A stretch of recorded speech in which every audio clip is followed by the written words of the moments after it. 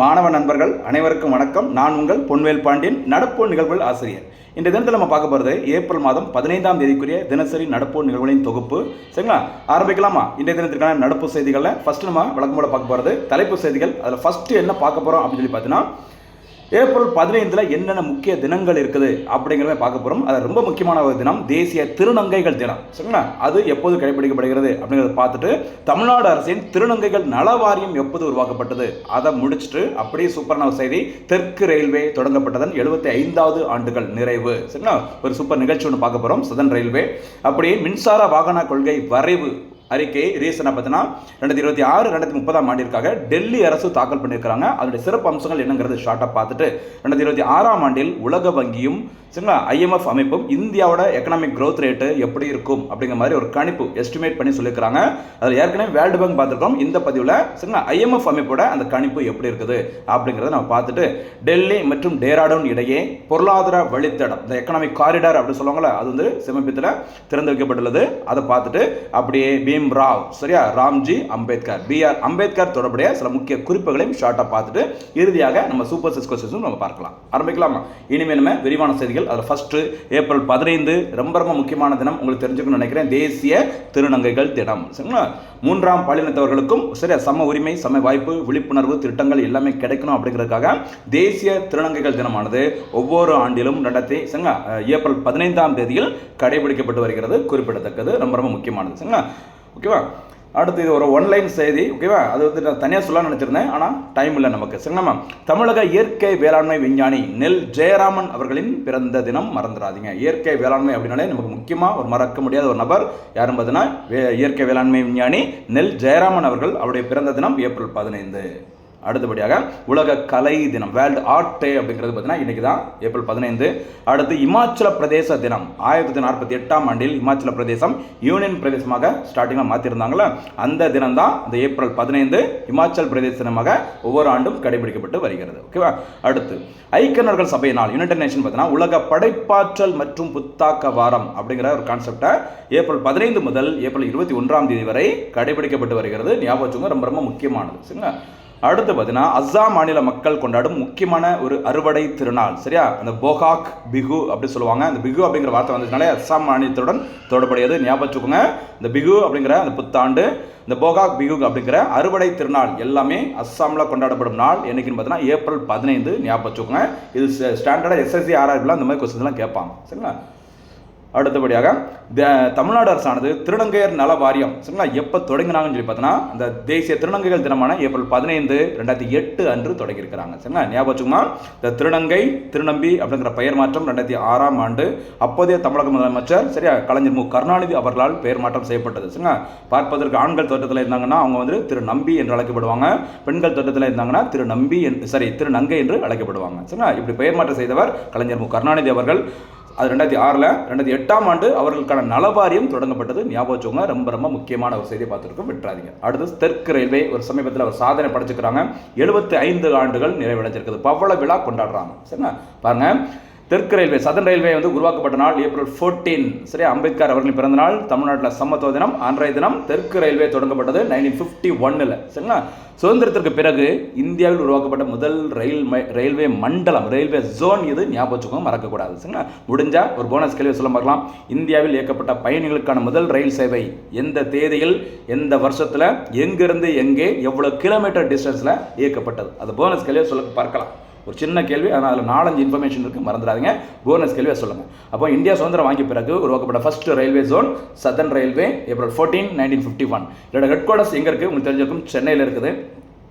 மெட்ராஸ் தெற்கு மராத்தி ரயில்வே, தென்னிந்திய ரயில்வே மற்றும் மைசூர் மாநில ரயில்வே, அதாவது கர்நாடகா சரியா மைசூர் மாநில ரயில்வே ஆகிய ஒருங்கிணைக்கப்பட்டு உருவாக்கப்பட்டதான் இந்த சதன் ரயில்வே. அதுக்கப்புறம் மாநிலங்கள்லாம் தனித்தனியாக போனதுக்கப்புறம் ஓகேவா போயிட்டு இருக்குது. சரிங்களா, இப்போ இருக்க தனியாக சதன் ரயில்வே தனியாக செயல்பட்டு வருகிறது.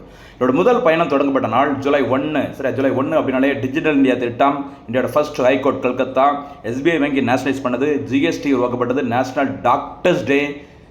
சரியா, என்னடா இவ்வளோ ஸ்பீடாக சொல்ல நினைக்க வேண்டாம், ஏன்னா 10 மணி நேரத்தில் ட்ரெயின் வரப்போது, சீக்கிரம் வீடியோ முடிக்கிறோம். சரிங்களா, நேட்டி வந்திருக்கேன் அதனால சொல்கிறேன். ஓகேம்மா, சரி பார்த்துக்கோங்க. ஜூலை 1ஆம் தேதி 1856 ராயபுரம் டு பாலாஜா ரோடு இடையே தான் முதல் பயணம் தொடங்கப்பட்டது. ஞாபகம் வச்சுக்கோங்க. ஓகேவா, பவள விழா கொண்டாட்டம், ஏன்னா 75 ஆண்டு நிறைவடைஞ்சிருக்குல்ல, அதை முன்னிட்டு தெற்கு ரயில்வே பவள விழா சிறப்பிக்கப்படுகிறது. ஞாபகம் சரி. சாதனை ஓகேவா. வருவாய் மற்றும் தட்கல் பதிவில் தெற்கு ரயில்வே முதலிடம் வகிக்கிறது. இந்தியாவில் பார்த்தீங்கன்னா எந்த ரயில்வே ஜோன் அதிக அளவு லாபம் ஈட்டுகிறது அப்படின்னா டிக்கெட் எடுத்து டிராவல் பண்ற ஏரியா எங்க தான் சதன் ரயில்வே. ஞாபகம் வச்சுக்கோங்க. தட்கல் பதிவிலும் அதிக அளவு வசூலிக்கப்படும் இடம் தெற்கு ரயில்வே தான். சரியா. அதே மாதிரி இந்த தெற்கு ரயில்வேல பாருங்க, யுனெஸ்கோ பாரம்பரிய பட்டியலில் சூப்பரான நோட்ஸ். யுனெஸ்கோ பாரம்பரிய பட்டியலில் இடம்பெற்ற நீலகிரி மலை ரயில் 1899 இந்த நீலகிரி மலை ரயில் சேவை தொடங்கப்பட்டது. இது யுனைடெட் நேஷனோட இந்த ஹெரிட்டேஜ் சைட்ஸ்ல இடம்பெற்றுள்ளது. அதே மாதிரி நாட்டின் முதல் செங்குத்தாக உயர்த்தி இறக்கும் வகையிலான பாம்பன் பாலம் கடந்த ஏப்ரல் 2025 திறக்கப்பட்டது. பாம்பன் பாலம் அது ஏற்கனவே செயல்பட்டு வருகிறது. அதில் சரியா செங்குத்தாக உயர்த்தி அப்படியே இறக்கும் வகையிலான பாம்பன் பாலம், ஒரு புதிய பாம்பன் ரயில் பாலம் திறக்கப்பட்டது ஏப்ரல் 2025. இது எல்லாமே இந்த ரயில்வே ஜோனுக்குள்ள தான் இருக்குது. சதன் ரயில்வே ஞாபகம் வச்சுக்கோங்க. இதன் மூலம் சதன் ரயில்வே சூப்பராக வளர்ச்சி அடைஞ்சிட்டு இருக்குது அப்படின்னு சொல்லிக்கிறாங்க. இந்த மண்டலம் சதன் ரயில்வே பார்த்தீங்கன்னா நம்முடைய தமிழ்நாடு, கேரளா, புதுச்சேரி, கர்நாடகா, ஆந்திராவின் ஒரு சில பகுதிகளை இணைக்கிறது. ஓகேவா. சுமார் 5100 வழித்தட கிலோமீட்டர் தூரத்தை 6 முக்கிய அந்த கோட்டங்கள் அப்படி சொல்லுவாங்க, அந்த கோட்டங்களின் வழியாக நிர்வகிக்கிறது இந்த சதன் ரயில்வே. அந்த 6 முக்கிய ரயில்வே கோட்டங்கள் எதுவும் சொல்லிப்பாங்க. சென்னை, மதுரை, திருச்சி, சேலம், பாலக்காடு, திருவனந்தபுரம். தமிழ்நாட்டில் சென்னை, மதுரை, திருச்சி இருக்குது, சேலம் இருக்குது. கேரளாவில் பார்த்தீங்கன்னா பாலக்காடு இருக்குது, திருவனந்தபுரம் இருக்குது. கொஞ்சம் பார்த்துக்கோங்க, ரொம்ப முக்கியமானது. கடந்த 1966ஆம் ஆண்டு சதன் ரயில்வே மண்டலம் உருவாக்கப்பட்டது. தெற்கு மத்திய ரயில்வே மண்டலம் உருவாக்கப்பட்டது. மேற்கனவே சொன்னல மைசூர், தெற்கு மராத்தா ஏரியாலாம் சொல்லியிருந்தோம்ல, எல்லாம் ஒருங்கிணைந்திருந்தது. சரிங்க. அதுக்கப்புறம் அதை தனித்தனியாக பிரிக்கும் போது தெற்கு மத்திய ரயில்வே மண்டலம் உருவாக்கப்பட்டது 1966. ஓகேவா. உங்களுக்கு தெரிஞ்சிருக்கும். இந்த இடத்துல போனஸ் கேள்வி வரும். தெற்கு மத்திய ரயில்வே மண்டலம் சரியா. சவுத் சென்ட்ரல் ரயில்வே ஜோனோட ஹெட் குவார்ட்டர்ஸ் எங்க இருக்குது அது போனஸ் கேள்வி சொல்லுங்க. அடுத்து 2003ஆம் ஆண்டு தென்மேற்கு ரயில்வே மண்டலம் ஏற்படுத்தப்பட்டது. அகைன் ஒரு போனஸ் கேள்வி, தென்மேற்கு ரயில்வே மண்டலம் அமைந்துள்ள இடம் எது? அது ஹெட் குவார்ட்டர்ஸ். சூப்பரா பதில் சொல்லுங்க பார்க்கலாம். ஓகே. அடுத்து மின்சார வாகன கொள்கை வரைவு 2026 2030 இது தனி டைட்டிலாக வந்திருக்கணும். சரிங்களா. பாருங்கம்மா, மின்சார வாகன கொள்கை வரைவு தனி நோட்ஸ் நோட் பண்ணிக்கோங்க. 2026 2030ஆம் ஆண்டிற்காக வெளியிட்டது எதுன்னு பார்த்தீங்கன்னா டெல்லி அரசு. சரியா. தமிழ்நாடு அரசு 2019ஆம் ஆண்டே மின்சார வாகன கொள்கையை வெளியிட்டிருந்தாங்க. அதில் திருத்தம் கொண்டு வந்து 2021ஆம் ஆண்டில் அகைன் பார்த்தீங்கன்னா தமிழ்நாடு அரசு இந்த மின்சார வாகன கொள்கையை வந்து செயல்படுத்தி இருக்கிறாங்க. சரிங்களா. அதாவது சில சலுகைகள் நிறைய அறிவிப்பாங்க. மின்சார வாகனத்தை பயன்படுத்தினா ரோட் டாக்ஸ் கிடையாது, அது இதுன்னு சில சலுகைலாம் கொடுப்பாங்க. அந்த வகையில் மின்சார வாகன கொள்கை தமிழ்நாடு அரசு முதன்முறை வெளியிட்டது 2019. தற்போது டெல்லி அரசு வெளியிட்டிருக்கிறாங்க. அதோட காலம் 2026 முதல் 2030 வரை. சரியா. இந்த புதிய கொள்கையானது மார்ச் 31 2030 வரை சரியா 30ஆம் ஆண்டு வரை ரூபாய் 30 லட்சம் வரையிலான மின்சார கார்களுக்கு 100% ரோட் டாக்ஸ் சரியா சாலை வரி மற்றும் பதிவு கட்டண விலக்கு எக்ஸம்ஷன் கொடுக்குறாங்க. ஞாபகம் வச்சுக்கோங்க. சரியாமா. இந்த வரைவு காற்று மாசுபாட்டு இந்த வரைவானது சரி அந்த காற்று மாசுபாட்டை குறைக்க ஜனவரி 1 2027 முதல் முக்கியமான பாயிண்ட் டெல்லியில் வரக்கூடிய ஒரு பிரச்சனை பாருங்க. ஜனவரி 1 2027 முதல் புதிய 3 சக்கர வாகன பதிவுகளையும் ஏப்ரல் 1 2028 முதல் புதிய 2 சக்கர வாகன பதிவுகளையும் முழுமையாக மின்சார வாகனங்களாக மாற்ற இலக்கு நிர்ணயித்துள்ளது. அப்படின்னா பெட்ரோல் டீசல் இயக்கப்படுகிற எந்த ஒரு புதிய வாகனமும் 2027-28 அப்புறம் பதிவு செய்யப்பட மாட்டாது. கம்ப்ளீட்டா இ வெஹிக்கிள் சரியா மின்சார வாகனங்களாக தான் இருக்கும் அப்படி சொல்லியிருக்கிறாங்க. ஞாபகம் வச்சுக்கோங்க. சரிங்களா. அதான் இதை சொல்லியிருக்கிறாங்க. ரொம்ப முக்கியமானது. அடுத்தது போலமா 2026ஆம் ஆண்டில் இந்திய பொருளாதார வளர்ச்சி சரியா கணித்தது இன்டர்நேஷனல் மானிட்டரி ஃபண்ட் IMF சரியா 2026 மற்றும் 2027ஆம் ஆண்டில் இந்தியாவின் GDP சரியா 6.5% இருக்கும் என்று IMF அமைப்பு கணிச்சிருக்கிறாங்க. சரி 26-27 ஃபினான்ஷியல் இயரில் இந்தியன் எக்கனாமிக் growth ரேட்டு 6.5% இருக்கும் அப்படிங்கிற மாதிரி எஸ்டிமேட் பண்ணியிருக்கிறாங்க IMF அமைப்பு. சரிங்களா. IMF அமைப்பு பார்த்தீங்கன்னா ஹெட் குவார்ட்டர்ஸ் எங்கே இருக்குது? வாஷிங்டனில் இருக்குது. ஓகேவா. என்னோட தற்போதைய டைரக்டர் ஜெனரல் கிறிஸ்டலினா ஜார்ஜிவா, அதை மறந்துடாதீங்க. உலக வங்கியின் கணிப்புப்படி இந்திய பொருளாதார வளர்ச்சி விகிதம் 2026-27 6.6% சொல்லியிருக்காங்க. சரிங்களா. ஞாபகம் வச்சுக்கோங்க. அப்போ IMF அமைப்பு 6.5%, வேர்ல்டு பேங்க் பார்த்தீங்கன்னா 6.6% மறந்துடக்கூடாது. அடுத்து இன்னொரு நோட்ஸ் கொஞ்சம் அவசரத்தை எடுத்தனால கொஞ்சம் விட்டு தனித்தனியாக வந்துச்சு பார்த்துங்க. எட்டி பார்த்துங்க. டெல்லி டேராடூன் பொருளாதார வழித்தடம் இது தனி கரண்ட் அஃபேர்ஸ் நோட்ஸாக வரணும். டெல்லி டேராடூன் பொருளாதார வழித்தடம் பிரதமர் நரேந்திர மோடி அவர்களால் ஏப்ரல் 14 2026 அன்று திறக்கப்பட்டது. டேராடூன் உங்களுக்கு தெரிஞ்சிருக்கும், உத்தரகாண்ட் மாநிலத்தின் தலைநகரம். சரியா.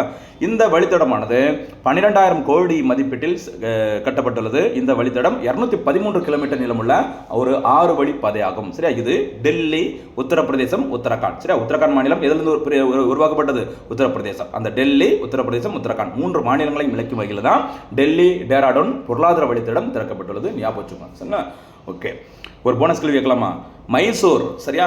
மைசூர் மற்றும் சென்னை வழித்தடம் எப்போது திறக்கப்பட்டது? முடிஞ்சா பெங்களூரும் உங்களுக்கு தெரிஞ்சுன்னா நீங்கள் சொல்லுங்கள், ஓகேவா? அடுத்து, இது டெல்லி டேராடூன் இடையிலான பயண நேரத்தை 6 முதல் 7 மணி நேரத்திலிருந்து வெறும் 2.5 மணி நேரமாக குறைக்கிறதுன்னு சொல்லியிருக்கிறாங்க, சரிங்களா?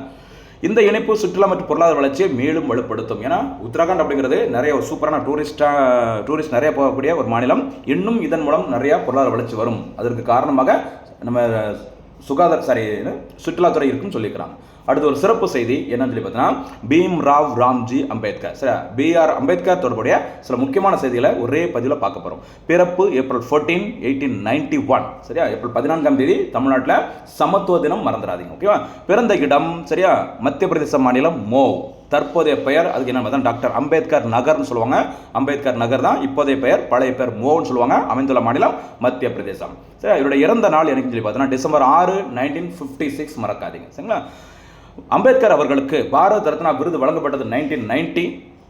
லண்டன் பொருளாதார பள்ளி, கொலம்பியா பல்கலைக்கழகம் ஆகியவற்றிலும் பொருளாதாரம் பயின்று, நமக்கு பார்த்தீங்கன்னா கான்ஸ்டியூஷன் ஞாபகம் வரும். இந்தியன் எக்கனாமியில் பயங்கரமான ஒரு ஆள், ஞாபகம் வச்சுக்கோங்க. பொருளாதாரம் பயின்றவர் எங்கே? லண்டன்லையும் சரி, கொலம்பியாவிலும் சரி, யூனிவர்சிட்டியில் எக்கனாமிக்ஸ் படிச்சிருக்கிறாங்க. முறையே 1923-27 முனைவர் டாக்டரேட்டை வாங்கியிருக்கிறாங்க, ஞாபகம் வச்சுக்கோங்க, ஓகேவா? அடுத்தபடியாக பிறகு பேராசிரியராகவும் வழக்கறிஞராகவும் பல்கலைக்கழகங்களில் சரியா முதல்வராகவும் பணியாற்றியவர் அம்பேத்கர் அவர்கள். அதே மாதிரி 1956ஆம் ஆண்டில் இந்து சமயத்திலிருந்து விலகி பௌத்த மதத்தை தழுவினார், சரியா? நவ புத்தம், சரியா, நவ புத்தம் என்ற பெயரில் ஆயிரக்கணக்கான பட்டியலின மக்களையும் அந்த புத்த மதத்தையும் தழுவ செய்தார். பேரை பார்த்தவங்க நவ புத்தம், ஓகேவா? இவரின் புனை பெயர் பாபா சாஹேப், சரியா, மக்களால் மதிப்புக்குரிய தந்தை என்று அழைக்கப்படுகிறார் அம்பேத்கர் அவர்கள். அடுத்து 1920ஆம் ஆண்டில் பம்பாயில் முக்நாயக், மௌனத்தின் தலைவர் என்ற வார இதழை நடத்தியவர் அம்பேத்கர் அவர்கள். ஒவ்வொரு பாயிண்ட்டும் முக்கியம், கவனமாக இருந்துக்கோங்க. தாழ்த்தப்பட்ட வகுப்பினரின் கல்வி, சமூக பொருளாதார மேம்பாட்டு நலனை மேம்படுத்தும் நோக்கத்துடன் பகிஜ் கிதகாரிணி சபா என்ற பெயரில் ஒரு ஒழுங்கமைக்கப்பட்ட அமைப்பை உருவாக்கியவர் அம்பேத்கர் அவர்கள். அதே மாதிரி 1925ஆம் ஆண்டில் சைமன் குழுவுடன் பணிபுரிய அமைக்கப்பட்ட பம்பாய் மாகாண குழுவில் உறுப்பினராக நியமிக்கப்பட்டவர் அம்பேத்கர் அவர்கள். தயவுசெய்து நோட்டு போட்டு எழுதிங்க, ரொம்ப முக்கியமான பாயிண்ட் சொல்லியிருக்கிறேன்.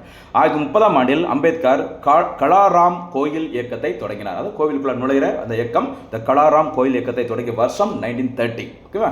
தொடர்ந்து பாருங்க. 1930ஆம் ஆண்டில் லண்டனில் நடைபெற்ற 2ஆம் வட்டமேசை மாநாட்டில் கலந்து கொண்டார் அம்பேத்கர் அவர்கள், ஓகேவா? வட்டமேசை மாநாடு நிறைய சொல்லலாம், இப்போதைக்கு டைமில் மன்னிச்சிருங்க, சரியா? 1932ஆம் ஆண்டில் செப்டம்பர் 25ஆம் ஆண்டில் இந்த பூனா பேக்ட்னு சொல்லுவாங்களா, பூனா ஒப்பந்தம் கையெழுத்தானது. இந்துக்கள் மத்தியில் தாழ்த்தப்பட்ட வகுப்பினர் சார்பாக அம்பேத்கரும் மற்ற இந்துக்கள் சார்பாக மதன் மோகன் மாளவியா அவர்களும் அந்த ஒப்பந்தத்தில் கையெழுத்திட்டுக்கிறார், சரி? மதன் மோகன் மாளவியா, அம்பேத்கர் ரெண்டு பேரும் அந்த ஒப்பந்தம் போட்டது செப்டம்பர் 25, 1932. ஒப்பந்தத்தின் பெயர் பூனா ஒப்பந்தம், ஓகேவா? ஹில்டன் யங் ஆணையத்திடம் அம்பேத்கர் கூறிய கருத்துக்களின் அடிப்படையில் 1934ஆம் ஆண்டில் RBI தோற்றுவிக்கப்பட்டது. சரிங்களா? இதை நம்ம டீட்டெயிலாக பின்னாடி பார்க்க போகிறோம். என்ன கமிட்டி? ஹில்டன் யங், ஞாபகம் வச்சுக்கோங்க. 1936ஆம் ஆண்டில் அம்பேத்கர் சுதந்திர தொழிலாளர் கட்சியை நிறுவினார். முக்கியமான பாயிண்ட், சுதந்திர தொழிலாளர் கட்சியை நிறுவிய வருஷம் 1936, ஓகேவா? அதே மாதிரி அரசியலமைப்பு வரைவு குழுவின் தலைவராக அம்பேத்கர் அவர்கள் 1949 நவம்பர் 25 அன்று இந்திய அரசியலமைப்பின் இறுதி வரைவை, சரியா, அரசியல் நிர்ணய சபையின் தலைவர் ராஜேந்திர பிரசாத்திடம் வழங்கினார். அதுக்கப்புறம் நவம்பர் 26ஆம் தேதி தான் அது ஏற்றுக்கொள்ளப்பட்டது, ஞாபகம் வச்சுக்கோங்க. ஒவ்வொரு டேட்டும் வருஷம் முக்கியமானது, ஓகேவா? அடுத்தபடியாக தொடர்ந்து பாருங்க. அம்பேத்கர் அவர்கள் எழுதிய சில முக்கியமான புத்தகங்கள் ஒரு நிறைய இருந்தாலும் ஒரு 4-5 மட்டும் சொல்றேன் பாருங்க. The annihilation of caste, annihilation of caste அப்படிங்கிற புத்தகம் எழுதியவர் அம்பேத்கர் அவர்கள் தான். அம்பேத்கர் ஜாதி ஒழிப்பு என்ற நூலை 1936ஆம் ஆண்டு மே 15 அன்று வெளியிட்டார், ஓகேவா? அடுத்து சூத்திரர்கள் யார், ஹூ வேர் த சூத்ராஸ் அப்படிங்கிற புத்தகத்தையும் எழுதியவர் அம்பேத்கர் அவர்கள் தான். புத்தரும் அவரது தம்மமும், சரியா, தி புத்தா அண்ட் இஸ் தம்மா அப்படிங்கிற புத்தகத்தையும் எழுதியவரும் அம்பேத்கர் அவர்கள் தான்.